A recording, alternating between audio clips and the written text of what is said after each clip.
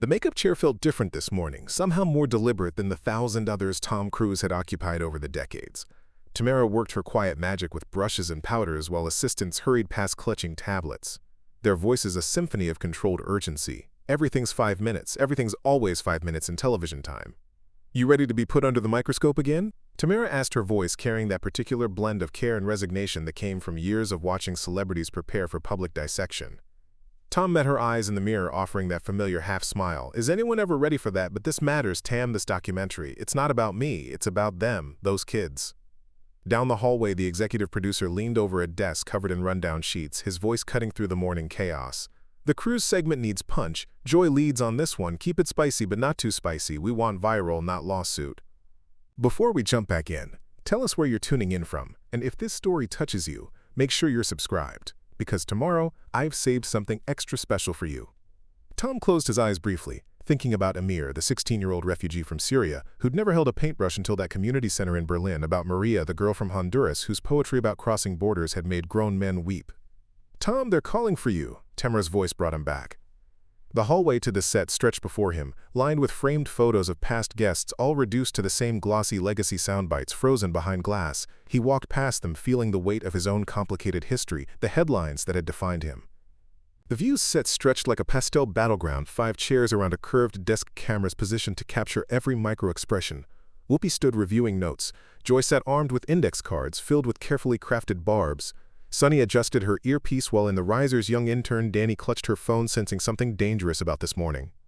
The countdown began 5, 4, 3, and the red light blazed to life, transforming the studio into a performance space where truth and entertainment would soon collide.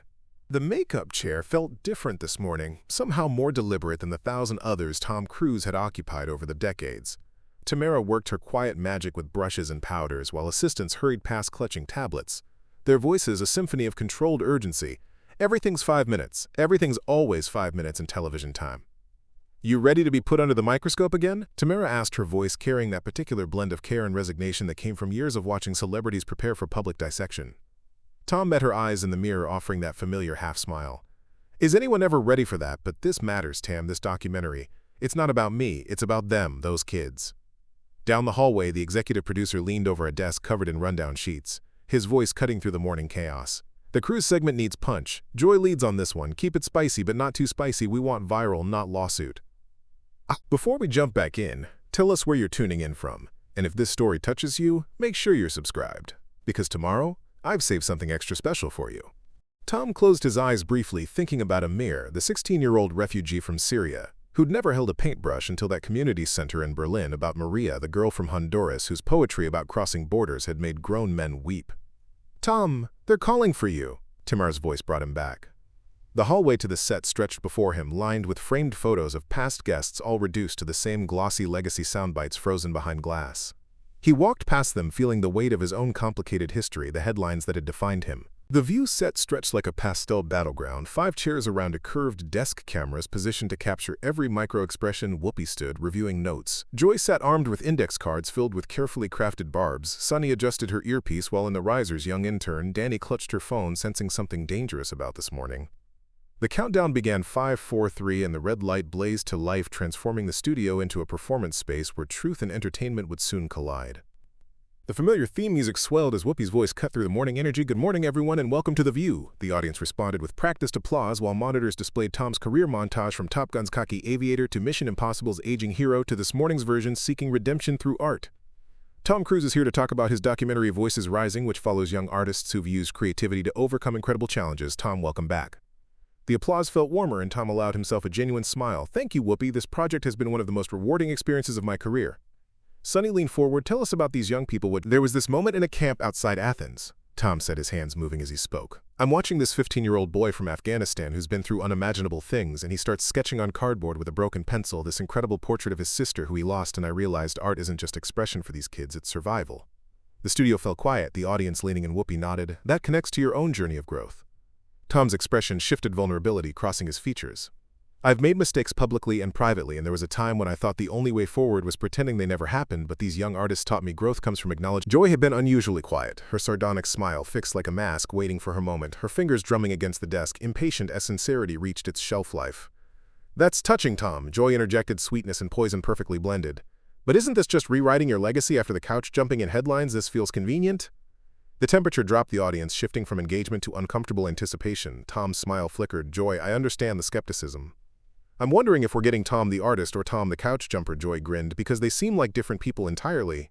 The studio held its breath as Tom leaned forward, no longer the polished celebrity, but something rawer, more dangerous in the way truth always is when it refuses to stay buried. Joy's smile faltered, sensing her usual tactics had struck deeper than intended. You want to talk about that couch? Tom said, his voice quiet but carrying 15 years of tabloid weight. Fine, let's talk about what was really happening that day. I was happy. Joy, genuinely happy for the first time in years, in love and wanting to share that joy. And you know what happened? That moment of pure human happiness became a punchline that followed me for over a decade. Whoopi's expression softened, recognizing. But Tom, it was pretty over the top, Joy said, losing some edge. Over the top, Tom repeated, tasting something bitter. You know what's over the top? A 15-year-old from South Sudan drawing dead parents with charcoal from cooking fires. A 16-year-old from Syria writing poetry about watching his hometown burn. I jumped on a couch because I was happy and that became who I was, but these kids creating art from trauma, finding beauty in unimaginable loss, somehow that's not compelling enough. Joy's index cards lay forgotten, her prepared zingers suddenly small and mean-spirited, the audience transfixed by the unexpected turn. I spent years trying to live down that moment, proving I was serious and worthy, Tom continued, and Sonny offered gently. What do you want people to understand? Growth isn't a publicity stunt. It's messy, uncomfortable, doesn't always make good television. I met Fatima in Lebanon painting murals on bombed buildings. When I asked why, she said, because beauty is an act of resistance. The words hung like a prayer while Joy fidgeted, clearly uncomfortable. Whoopi watched with careful attention, understanding how quickly television could shift from entertainment to revelation. You asked if this was rewriting my legacy, Tom said with new resolve. Maybe it is, but not how you think. I'm not erasing the past. I'm building something better, and if that's not entertaining enough, then maybe that says. The audience applauded genuinely while Joy's face flushed, her timing disrupted by unexpected sincerity. Danny felt tears watching. This wasn't a meltdown, it was a breakthrough, and somehow that felt more dangerous than any celebrity chaos. Tom leaned back in his chair, but not in retreat. In the way a man might step back to survey a battlefield, he decided to enter fully, his voice taking on a different quality altogether, calm, but charged with electricity that made every camera operator lean closer to their viewfinders. You want a soundbite, Joy? Here's one, he said, his eyes never leaving hers. The kids I worked with in these refugee camps, they don't get to have publicists or image consultants. When 15-year-old Ahmad from Aleppo draws pictures of his bombed-out school, he's not trying to rehabilitate his brand, he's trying to make sense of trauma that would break most adults. The audience was dead silent now. Even the crew members who'd seen everything in daytime television stopped their constant shuffling. Joy opened her mouth and closed it, uncertainty flickering across her features for the first time in years.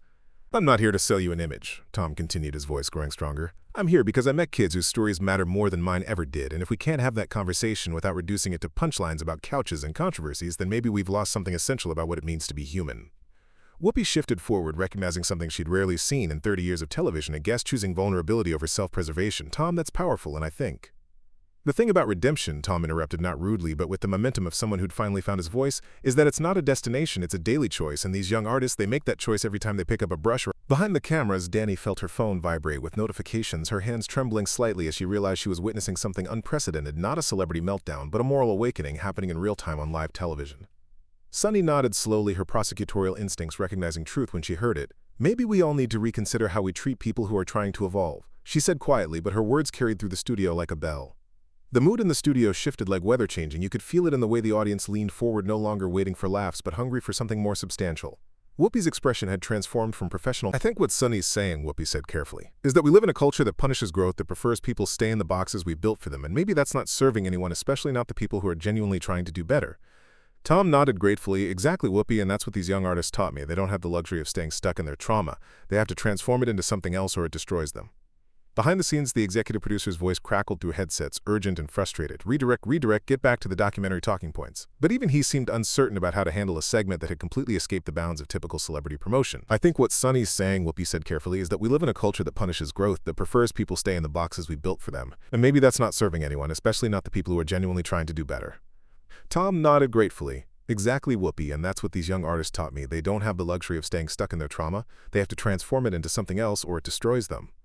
Behind the scenes, the executive producer's voice crackled through headsets, urgent and frustrated. Redirect, get back to the documentary talking points. But even he seemed uncertain about how to handle a segment that had completely escaped the bounds of typical celebrity promotion. Joy attempted one more jab, her comedic instincts struggling against the new energy in the room. Well, Tom, at least you're consistent. You've always been dramatic. But this time the joke fell flat, landing with a thud that made everyone uncomfortable, including Joy herself. Sunny turned to face Joy directly, her lawyer's training evident in the precision of her words.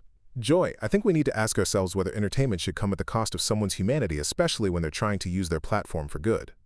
The camera's face cycling through confusion, defensiveness, and something that might have been shame, while Tom sat quietly, his composure intact. But in the audience, a middle-aged woman began to clap slowly, then others joined, not the programmed applause of daytime television, but something organic and thoughtful. Danny quickly pulled out her phone, capturing the moment, understanding instinctively that this was the kind of television that changed conversations. "This is why artists shut down," Tom said quietly, looking directly into the camera. "This right here, when vulnerability becomes content, when growth becomes comedy, when trying to do better becomes another reason to tear someone down." The words hung in the air like smoke while everyone in the studio grappled with the uncomfortable truth he'd just articulated on live television. The familiar jingle of commercial break music felt jarring after the intensity of the previous moments, like a laugh track accidentally played over a funeral. Tom stood slowly, stretching muscles that had been coiled with tension while the studio erupted into whispered conversations and frantic gestures from producers. Joy stormed toward the back of the set, her usual confidence replaced by something defensive and raw. She'd built her career on finding the absurd in the serious, but somehow Tom's sincerity had turned the tables, making her approach seem small and cruel even to herself. "Get me the rundown," she snapped at a nearby assistant. "What's next? What are we supposed to be talking?" Across the studio, Tom stood near the craft services table, not eating, just needing space to breathe. Tamara, the makeup artist, caught his eye from across the room and mouthed, "You okay?" her genuine concern, a stark contrast to the calculated chaos surrounding them. In the control room, the executive producer paced frantically, his carefully planned segment having devolved into something unpredictable and possibly career-defining. "Can we edit this? Can we reshoot anything?" he asked his team, but everyone knew that moments like this couldn't be manufactured or contained. Danny sat in a corner, her fingers flying over her phone screen, crafting a tweet that would change everything. This wasn't a meltdown, it was a masterclass in grace watching. Whoopi approached Tom quietly, her voice low and respectful. "You don't have to continue if you don't want to. Tom, we can wrap this up." But something in her tone suggested she hoped he wouldn't take the easy exit. "I'm not angry, Whoopi," Tom said, his voice steadier than anyone expected. "I'm just tired of pretending that cruelty disguised as entertainment is acceptable, and maybe it's time someone said that out loud." The floor manager's voice cut through the chaos. 30 seconds, people back in 30. While across the studio, Joy returned to her seat, her index cards abandoned, her usual armor of prepared quips suddenly feeling inadequate. As the red light prepared to blaze again, everyone sensed that whatever happened next would define not just this segment, but perhaps the entire culture of how public figures navigate vulnerability in an unforgiving media landscape. When the cameras rolled again, Tom Cruise was no longer seated. He stood beside the curved desk facing the panel and the audience directly, his posture neither aggressive nor defensive, but something new entirely. The stance of a man who had decided that dignity mattered more than diplomacy. "I want to say something," Tom began, his voice carrying clearly through the studio, "about the difference between growth and entertainment, between being human and being content." The audience fell silent. Joy remained seated, but her body language had shifted from predatory to uncertain, while Whoopi and Sunny watched with the attention of people witnessing something unprecedented in the carefully controlled world of daytime television. "I've made mistakes, I've been arrogant, I've let my enthusiasm turn into spectacle, and I've spent years trying to make amends for that. But what I've learned working with these young artists is that shame doesn't heal anything, it just creates more broken people." Tom's voice grew stronger as he spoke, his movie star charisma transforming into something more authentic. "Growth shouldn't be clickbait, vulnerability shouldn't be comedy, and if that's the only language we speak now, if that's what passes for connection in our culture, then maybe I don't belong." The audience began to respond not with programmed applause, but with something deeper, a recognition of truth being spoken in a space designed for performance. Danny's phone was recording everything, her journalistic instincts telling her this moment would be dissected and analyzed for years. "These kids I worked with, they create beauty from ashes, they turn trauma into art, they find hope in hopeless places, and they don't do it for cameras or coverage." Tom's eyes swept across the studio, taking in everyone present. Sunny wiped her eyes openly while Whoopi nodded slowly, her own experiences with public crucifixion evident in her expression. Joy sat silently, her trademark wit finally silent. "So when you ask me if this documentary is about rewriting my legacy, the answer is yes, but not in the way you think. I'm not trying to erase the past, I'm trying to learn from it and maybe help others do the same. And if that makes me naive or dramatic or whatever label you want to put on it, then so be it." Tom paused, looking directly into the camera. "Growth is messy and uncomfortable, and it doesn't always make for good television, but it's the only thing that matters in the end, and I think that's all I needed to say today." The silence that followed felt sacred and dangerous, and Tom Cruise walked off the set, leaving behind a studio full of people suddenly unsure of everything they thought they knew about entertainment and truth. The silence that followed Tom's departure stretched like a held breath across the studio, nobody moving, nobody speaking, as if afraid that any sound might shatter the spell of what they'd just witnessed. The cameras continued rolling out of habit more than direction, capturing empty chairs and stunned faces. Whoopi was the first to find her voice, though it came out softer than usual. "We'll be right back," she said to the camera, but her eyes remained fixed on the spot where Tom had stood, her own experiences with public reckoning evident in the way she absorbed what had just happened. The audience began to applaud, but not the sharp, enthusiastic clapping of typical daytime television. Instead, it was slow, thoughtful, the sound of people processing. Joy sat frozen, her index cards scattered across the desk like fallen leaves, her usual armor of prepared quips suddenly feeling inadequate and cruel. She'd built her career on deflating egos, on finding the absurd in the serious, but Tom's dignity had turned her weapons against herself. Behind the cameras, crew members stood motionless, their headsets crackling with confused chatter from the control room where the executive producer was frantically trying to decide whether this was a disaster or a miracle for the show's ratings. Danny felt her hands trembling as she typed the tweet that would change everything. Tom Cruise didn't walk out, he walked through a system that refuses to listen. This wasn't anger, it was grace under fire. Her thumb hovered over the post. Sunny reached across the desk and gently touched Joy's arm, her gesture both supportive and corrective. "Maybe we need to think about what just happened here," she said quietly, her legal mind already analyzing the implications not just for the show but for the entire culture of celebrity journalism.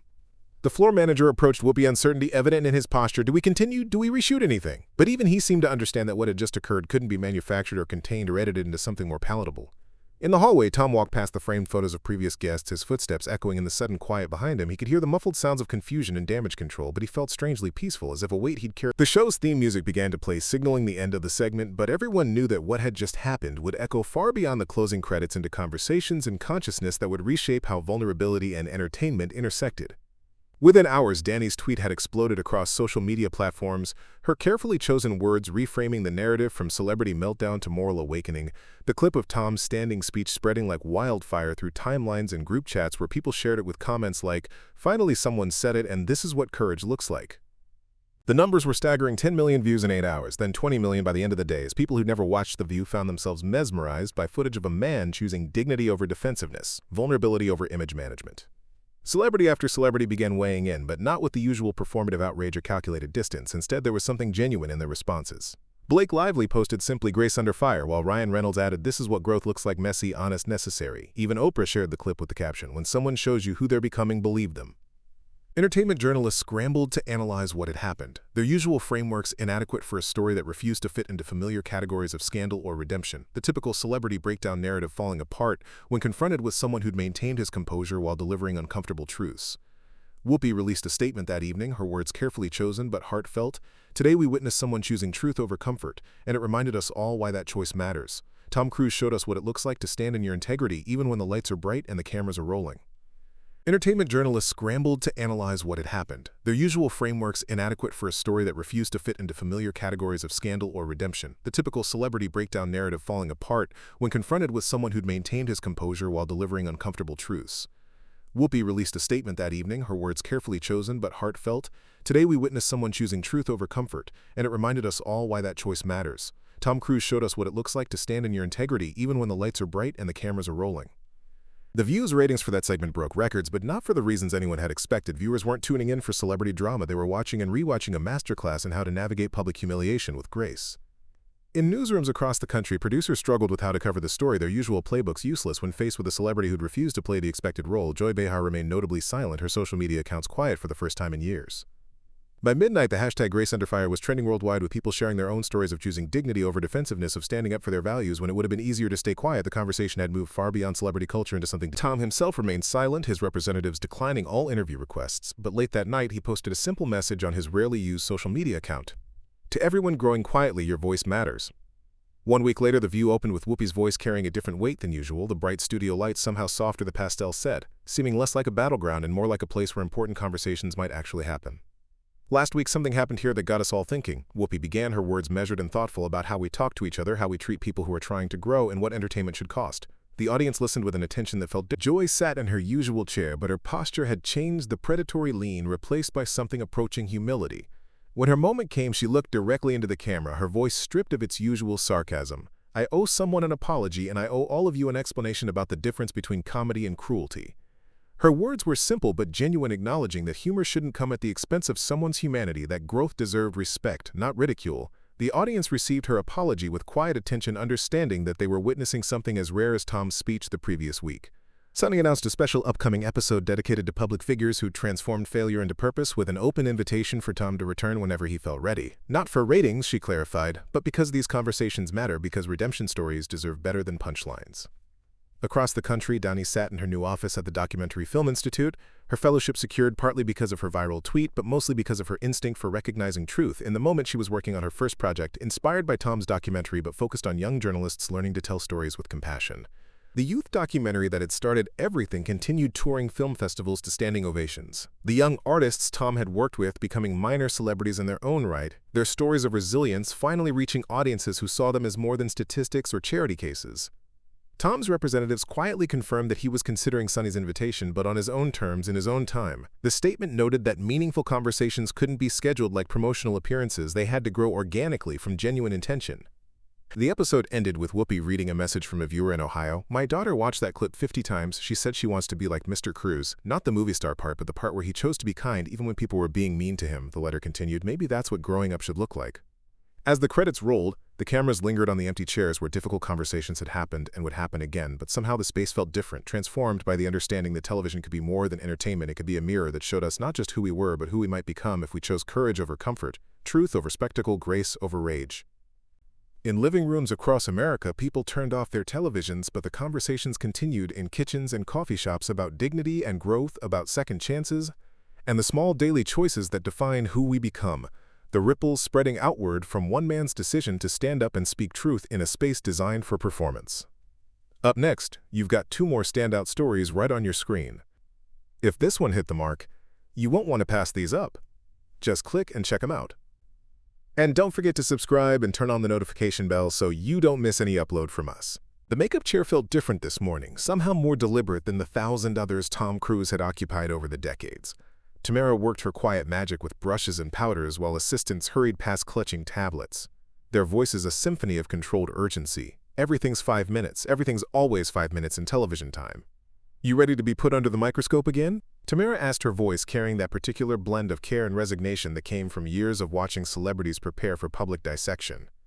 Tom met her eyes in the mirror, offering that familiar half-smile. "Is anyone ever ready for that? But this matters, Tam, this documentary. It's not about me. It's about them, those kids." Down the hallway, the executive producer leaned over a desk covered in rundown sheets, his voice cutting through the morning chaos. "The Cruise segment needs punch. Joy leads on this one. Keep it spicy, but not too spicy. We want viral, not lawsuit." Up next, you've got two more standout stories right on your screen. If this one hit the mark, you won't want to pass these up. Just click and check them out.